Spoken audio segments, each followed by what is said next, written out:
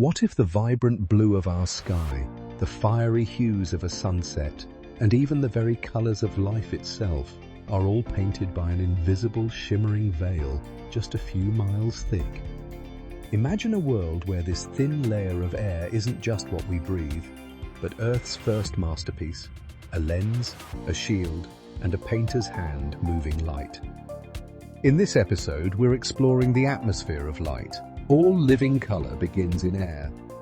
Between the sun and the surface stretches a veil of gases only a few dozen miles thick, yet this shimmering film transforms raw radiation into the palette of the world. Without it, skies would be black at noon, shadows razor-edged, and life scorched by invisible flame. The atmosphere is Earth's first masterpiece, a lens, a shield, a painter's hand moving light. The thin blue skin of the world, standing at sea level, we feel enveloped by endless air, but the atmosphere is astonishingly slender. If Earth were the size of a globe a meter across, the breathable shell would be thinner than a coat of varnish. Most of its mass lies below 10 kilometers, 6 miles. Yet within that gradient, troposphere to stratosphere, mesosphere to thermosphere, light undergoes endless transformation. Sunlight arriving from 150 million kilometers away meets this layered medium and scatters. The air's molecules are smaller than its wavelengths, so shorter, blue wavelengths scatter roughly 10 times more than longer, red ones, a process discovered by physicist Lord Rayleigh in 1871. His equation explained why diffuse skylight is blue, while the sun itself appears yellowish. Its blue component is dispersed sideways into the vault. Above the thin veil, astronauts see black sky and brilliant white sun, proof that color arises not from the star, but from the medium through which it shines. Rayleigh's scattering subtle math belies its poetry. Each molecule of nitrogen or oxygen acts as a miniature prism, redirecting electromagnetic wavefronts into all directions. Where the sun's rays arrive unobstructed, we see brilliance. Where they pass through tangles of atmosphere near the horizon, blue light is mostly scattered away, leaving red and gold, our sunsets. When droplets or larger dust particles dominate, a different process, Mire scattering, takes over, one less selective about wavelength. Hazy or smog-filled skies, where every color scatters evenly, fade to milky white or dull gray, as though daylight has forgotten its spectrum. Thus, purity of air determines purity of color. Dust mutes. Clean dryness clarifies. If you're finding this exploration of light's atmospheric dance as captivating as we are, consider hitting that subscribe button and joining us for more journeys into the universe's incredible phenomena. After volcanic eruptions or wildfires, sunlight must navigate aerosols that inject eerie hues into twilight. The 1883 eruption of Krakatoa turned sunsets crimson across the globe for years, inspiring painters from Turner to Munch. In those atmospheric experiments, art and geology shared the same brushstroke. Dawn and dusk, edges of light. At sunrise and sunset, sunlight slips obliquely through more than 40 times the air thickness of noon. Short wavelengths scatter and absorb first.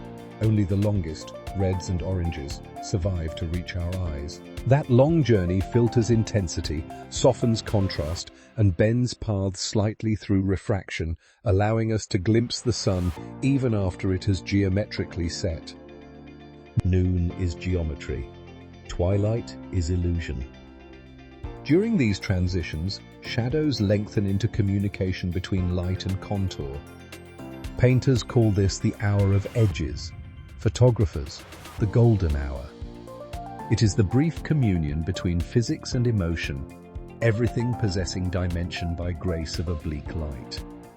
Over deserts, that obliquity creates ray marches, beams visible through dust called crepuscular rays, seeming to converge though they are parallel. They remind the eye that perspective is a trick of distance played upon infinity. Just as water bends white light into rainbows, the atmosphere acts as prism at horizon. Because blue and green refract slightly more than red, the upper limb of a setting sun sometimes flashes vivid emerald for a fleeting second before diving below sea. This green flash, described by Jules Verne and chased by photographers worldwide, occurs when temperature layers near the surface bend sunlight multiple times. It is the last pure whisper of day, an optical heartbeat signaling transition. Rainbows themselves belong to the same family of atmospheric refractions, bending inside rain droplets rather than air strata. Each droplet separates and reflects sunlight internally, sending back certain angles to produce arcs of 7 hues. Where light and water meet, geometry becomes spectrum. The color of the sky. The blue of the sky is not constant. Its tone depends on altitude, humidity, and pollution. High mountains exhibit a deeper, more violet blue because air density, and thus scattering intensity, drops with height. Across polar regions, ice crystals sometimes scatter horizontally, forming luminous halos or sundogs, mock suns flanking the real one, colored by minute prisms of frozen vapor.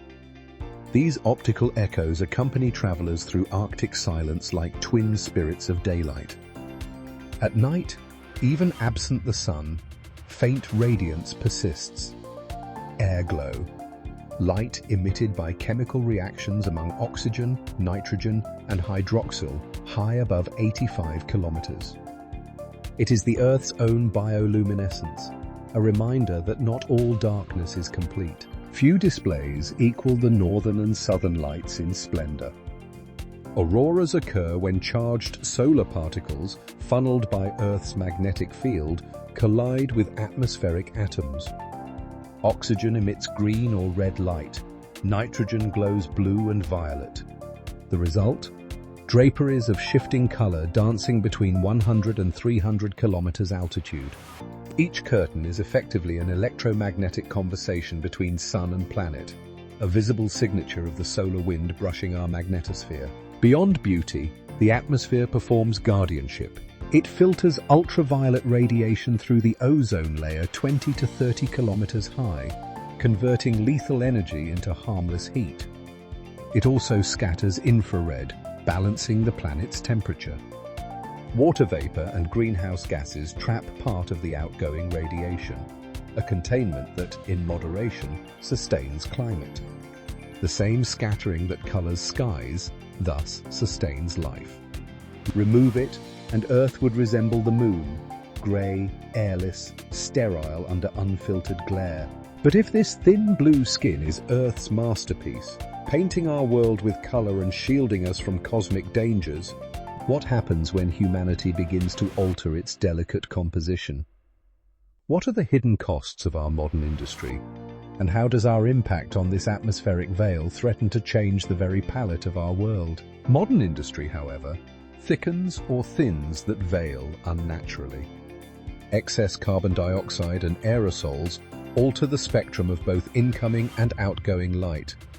Some reflect sunlight, cooling regions, others trap heat. The interplay between radiance and pollution crafts our climate narrative. To manage light is to manage existence. Atmospheric refraction sometimes weaves illusion into the horizon. Heat over land or sea bends rays upward, allowing distant objects or ships to appear elevated, inverted, or floating. Mirage, from mirari to wonder at. Fata Morgana displays stack multiple horizons like shimmering castles of air. These are the optical descendants of myths. Castles in the sky were once literal visions born from shaped light. Similarly, the belt of Venus, a pink band opposite the sunset, is Earth's own shadow projected onto the atmosphere, viewed through the lens of dusk. We seldom notice that we live inside a sphere of light, whose edges we can see if we turn away from the sun. The night side. City light and lost stars. Humanity has rewritten nocturnal atmosphere through its own illumination. billions of lamps scatter photons back into the sky, forming domes of diffuse orange or blue depending on bulb type. This light pollution outshines natural starlight across most populated regions. Astronomers estimate that 80% of humans have never seen the Milky Way unaided. The atmosphere once composed symphonies of stars. Now it hums with sodium haze. New technologies promise correction. Down-shielded LEDs, regulated color temperatures below 2700 Kelvin, and smart networks adjusting brightness by necessity. Each solution strives to give darkness back its vocabulary so that true celestial speech, starlight, can again reach our eyes unbroken. The palette of weather atmosphere paints not only skies but clouds. A single cumulus may contain billions of droplets, each scattering light differently depending on size and position of the sun. White cumulus under midday glare turn purple at dusk, charcoal before storm. When air is saturated, the highest cirrus crystallize sunlight into halos and parhelia. Mists near ground dim the world into parchment softness. Lightning, the inverse of sunlight, writes instantaneous calligraphy across storm sky. A flash so brief yet bright that it reveals for an instant every hidden detail of landscape, a merciful preview of creation and destruction entwined. Rainbows, halos, glories, coronas. These optical ephemera remind us that we inhabit a gallery of transient art. The atmosphere is curator and canvas at once. Global warming subtly changes color itself. Increased aerosols and humidity adjust scattering profiles. Wildfire smoke creates blood-red suns visible across continents. Satellites measuring Earth's albedo, its reflectivity, report that melting ice and altered cloud cover are dimming the planet overall. Earth's hue, seen from space, may be shifting from bright blue marble towards slightly darker azure and beige. Our visual imagination of home evolves with its atmosphere, yet the same air can recover. The Montreal Protocol, 1987, curtailed ozone-depleting chemicals. By 2026, the ozone hole shows steady healing, projected to close this century. Every improvement restores invisible pigments to Earth's canvas, proof that stewardship translates into color.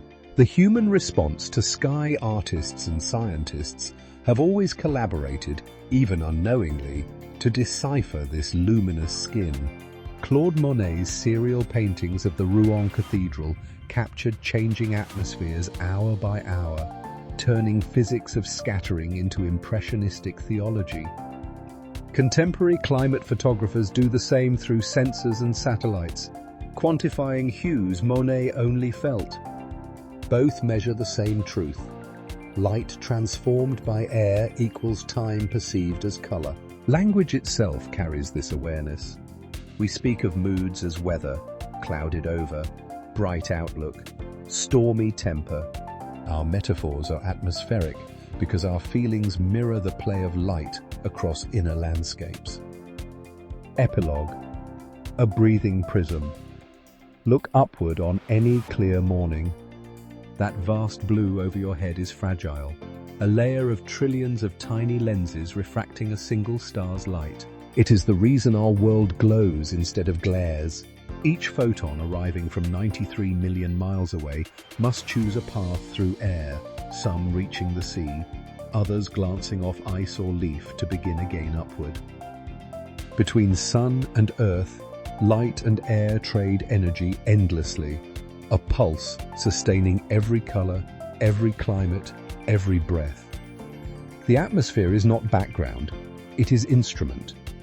Through it, Earth plays its luminous score, and we live inside the resonance. When we see the sky shift from sapphire noon to rose dusk, we are watching air think in light, the planet dreaming visibly. To care for this dream is to preserve the conversation between star and world, the dialogue that makes blue possible. If you've been enlightened by the profound beauty and power of Earth's atmosphere, make sure to subscribe for more incredible journeys through the cosmos. And to continue your exploration of the universe's wonders, click on the video appearing on your screen right now.